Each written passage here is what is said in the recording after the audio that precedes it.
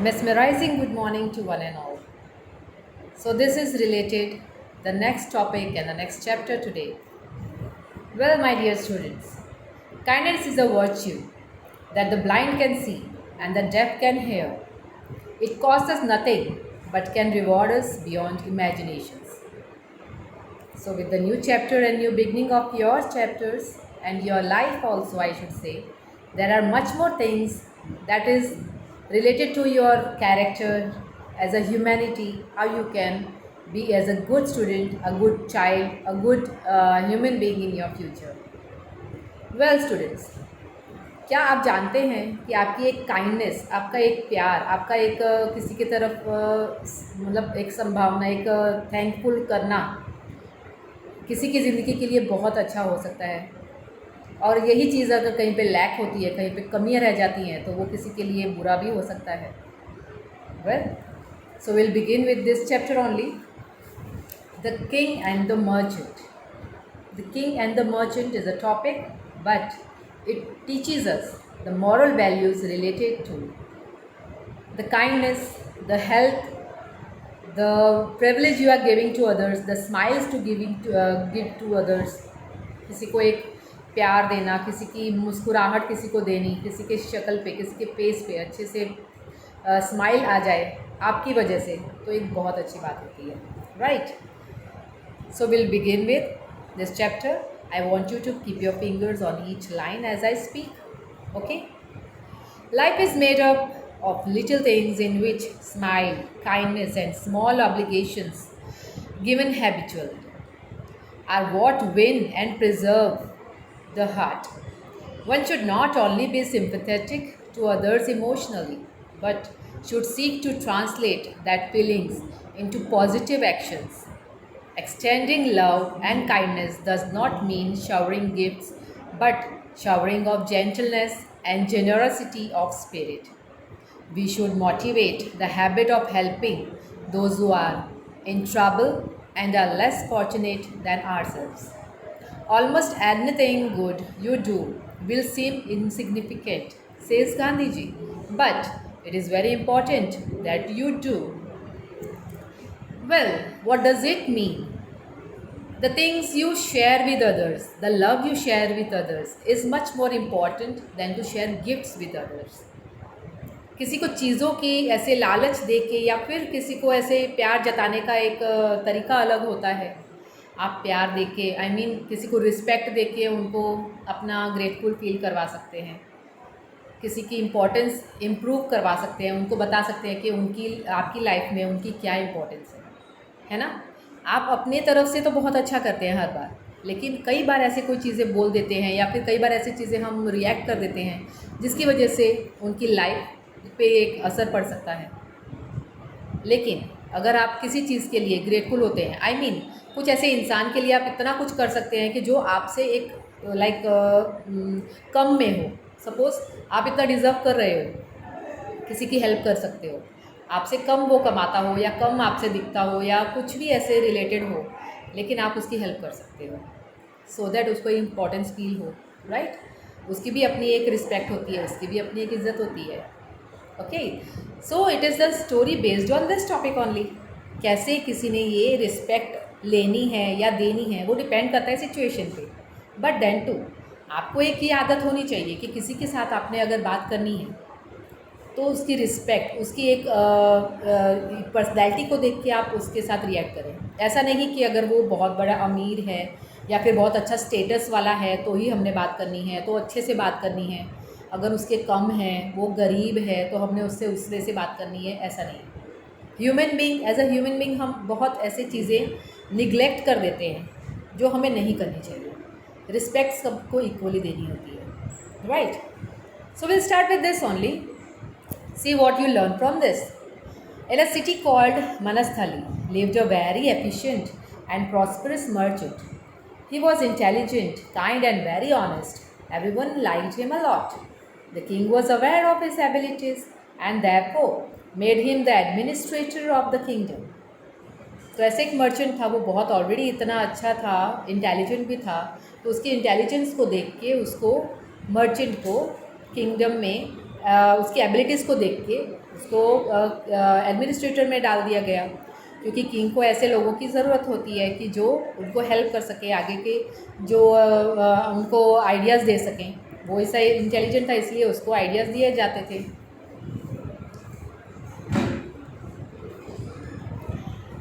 So, with his efficient and intelligent ways, he kept the common man very happy, and at the same time, he impressed the king. He was such a person who could keep everybody happy. वो ऐसा था कि वो हर किसी को खुश रख सकता था। इंटेलिजेंट भी था, जेनरस भी था, अच्छा था नेचर वाइज भी। तो उसको सब जगह से अच्छी ही एक भावनाएं मिलती थी, अच्छे पॉजिटिव एनर्जीज मिलती थी, क्योंकि वो खुद भी पॉजिटिव था और सबको हेल्प करता था।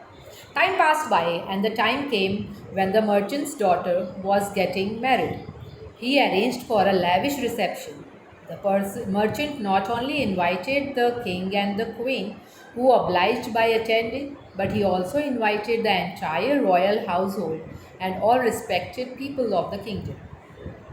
अब as a generous people, generous person, उसने सबको इनवाइट किया अपनी बेटी की शादी के लिए। राजा रानी को भी इनवाइट किया, किंग एंड क्वीन, और उसके साथ रिलेटेड जो उसके घर के, उसके महल के जो काम करते थे ना, उनको भी इनवाइट किया, क्योंकि वो चाहता था कि सारे उसके बेटी को blessings they. During the reception, he ensured to provide his guests with the best of treatments. He gave out gifts to guests to show them respect for attending his invitation. ऐसे ही उसने जिसको भी बुलाया उसको रिटर्न गिफ्ट्स भी दिए।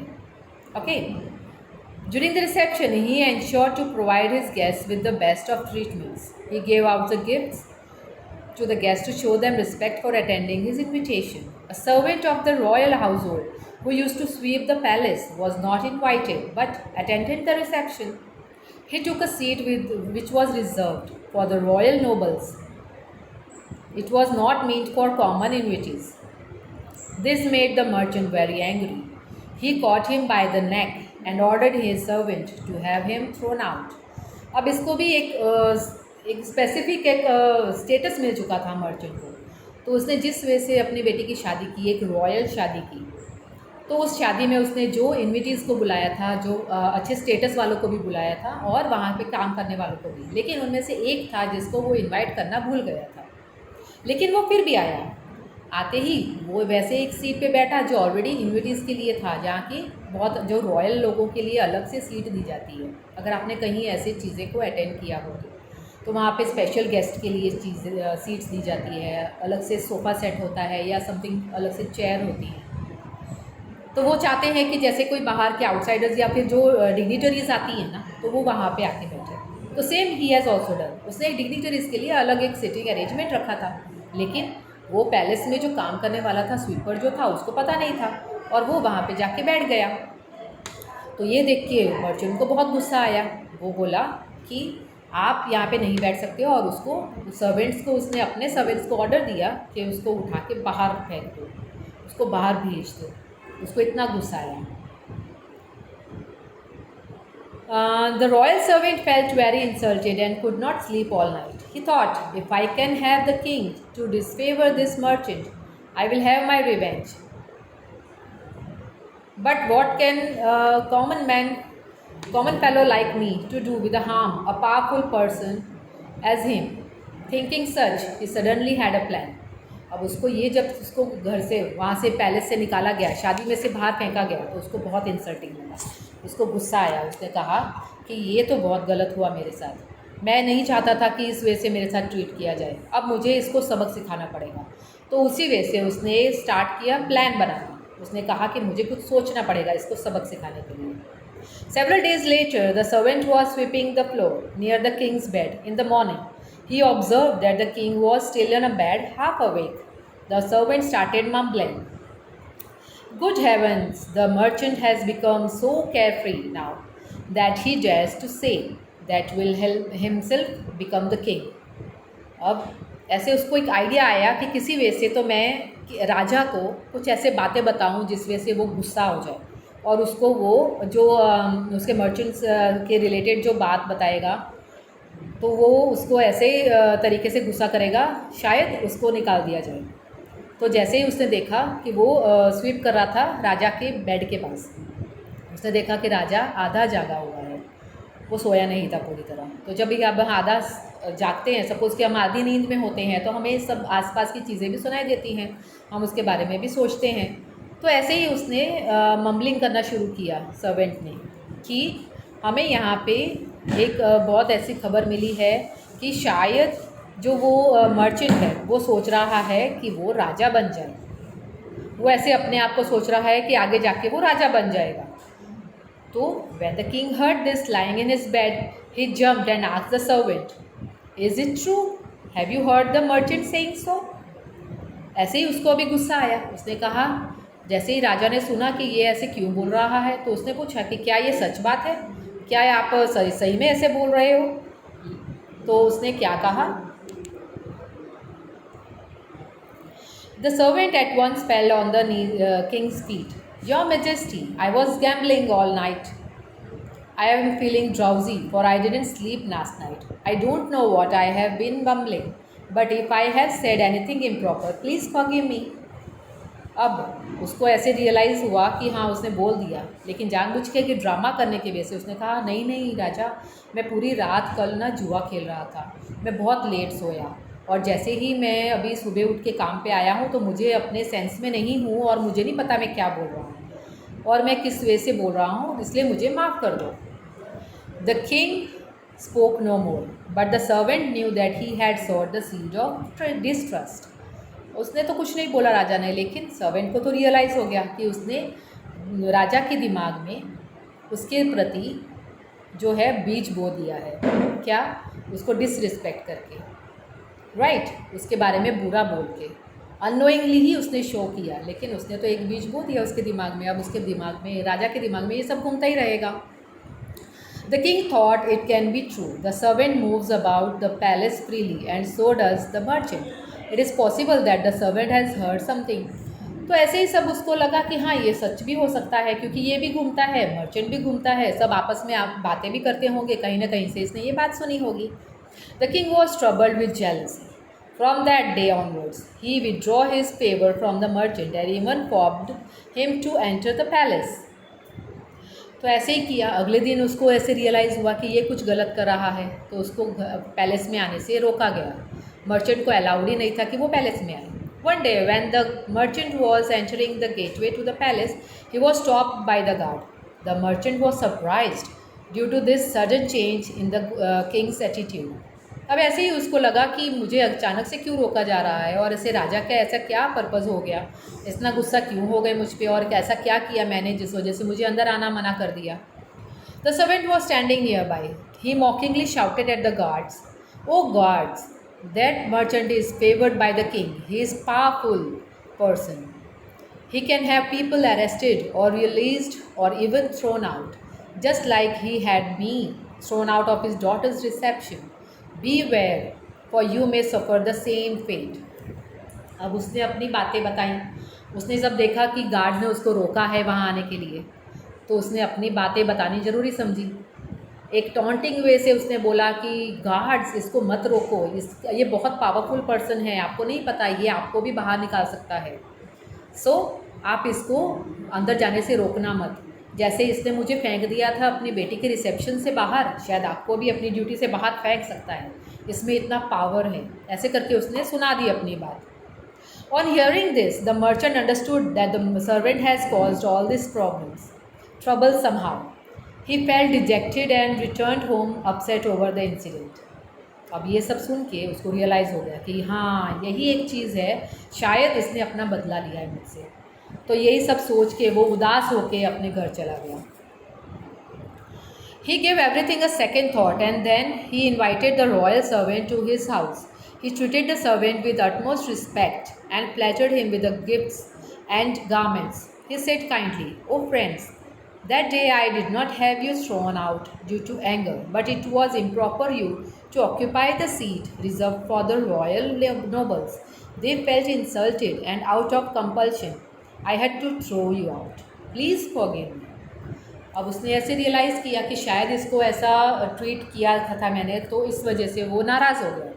तो उसने अगले ही दिन सर्वेंट को बुलाया अपने घर और उसको समझाया कि मेरा वो मतलब नहीं था कि आपको मैं बाहर फेंक दूँ, लेकिन आप जिस जगह पे बैठे थे वो चीज़ किसी और इन्विटीज़ के लिए थी, कोई और रॉयल पर्सन्स के लिए था।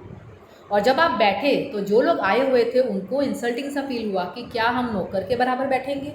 तो हर कोई देखिए इस वे से नहीं सोचता है जैसे वो मर्चेंट सोच रहा था, उसके हिसाब से सब इंसान बराबर थे, लेकिन हर कोई उस अपने स्टेटस का एक स्टेबिलिटी चाहता है कि हम नौकर और मालिक के बीच में कैसे आपस में एक ही चेयर पे बैठ सकते हैं। तो इस वजह से उनको ऐसे फीलिंग हुआ कि उनको जेलसी लगा, उनको गुस्सा भी आया कि ये सही नहीं है। तो उस वजह से इनको देखने के से उसको सर्वेंट को ऐसा ट्रीट करना पड़ा।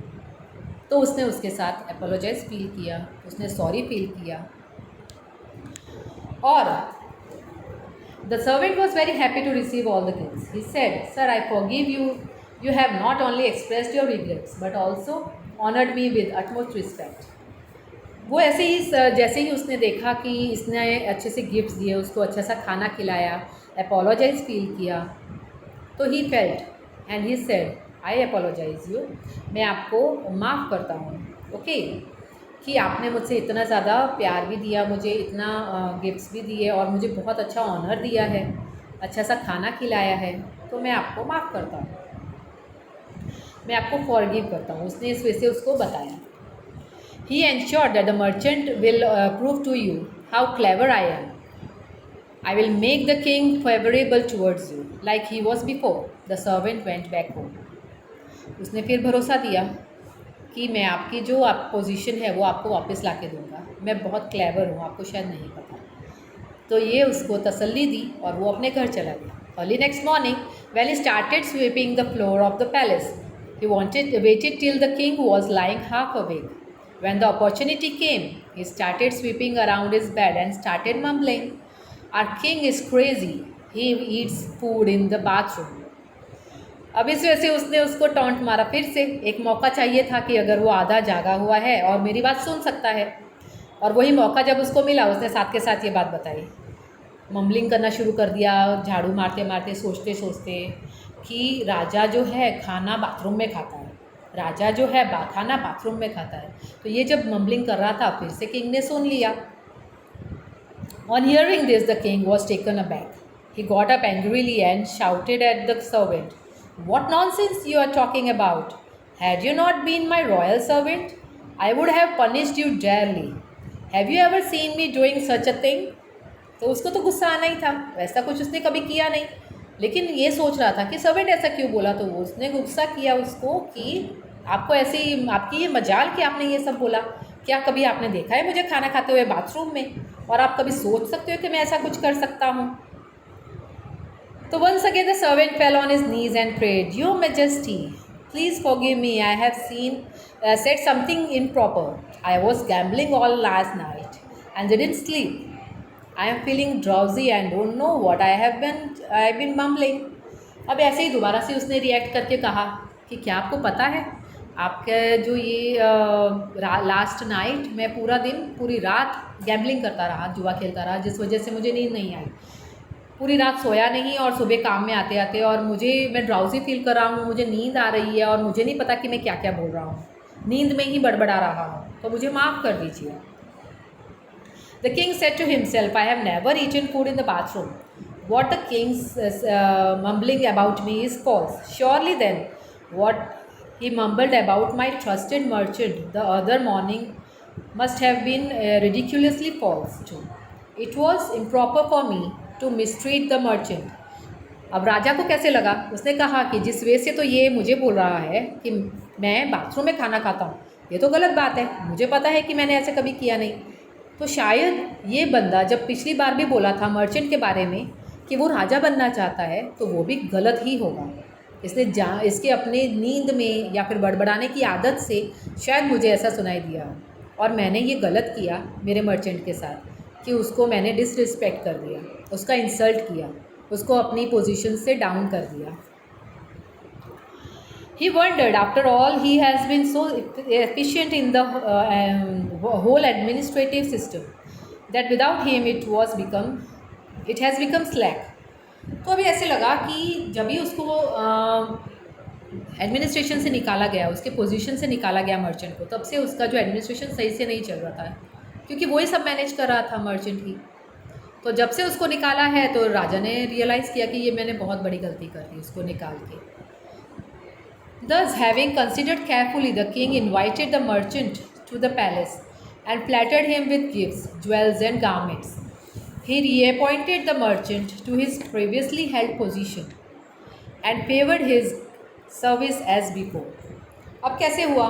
उसने फिर से उसको बुलाया, उसको कहा कि ये जो आपकी पोजीशन है आपको वापस मिलती है, आप दोबारा से अपना काम ज्वाइन कर सकते हैं, आपको वही पोजीशन और वही रिस्पेक्ट मिलेगी, और अपनी वो जो गलती उससे हुई है उसके लिए उसको सॉरी फील किया।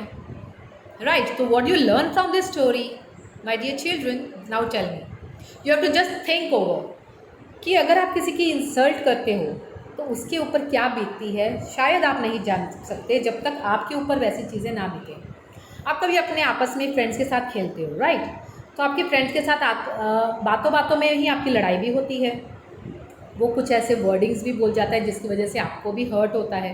फिर आप सोचते हो कि नहीं, मैं उससे बात नहीं करूँगा, मैं कभी भी उसके साथ नहीं खेलूँगा क्योंकि उसने मुझे गलत बोला है, राइट।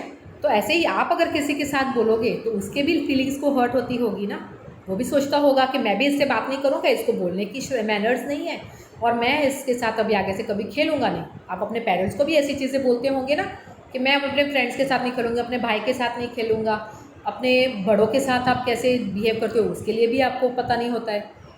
तो जब आप रियलाइज़ करते हो, सपोज़ आप बड़ों के साथ बात करते हो और उनको कैसे रिस्पेक्ट से साथ बात करते हो, वो लोग आपको माफ़ कर देते हैं। क्यों? क्योंकि आप उनके घर के मेंबर हो, उनकी अपनी एक फीलिंग्स है आपके साथ, आपके फैमिली मेंबर्स हैं, इसलिए आपको हर बार माफ़ करते हैं। लेकिन आपको ये रियलाइज़ नहीं होता कि उनके दिल पे क्या बीतती है जब आप उनकी इंसल्ट करते हो, उनकी डिसरिस्पेक्ट करते हो। Similarly with your friends, your brother sister, elder brother, younger brother, father, mother, granny and grandpa, you have to respect all of them.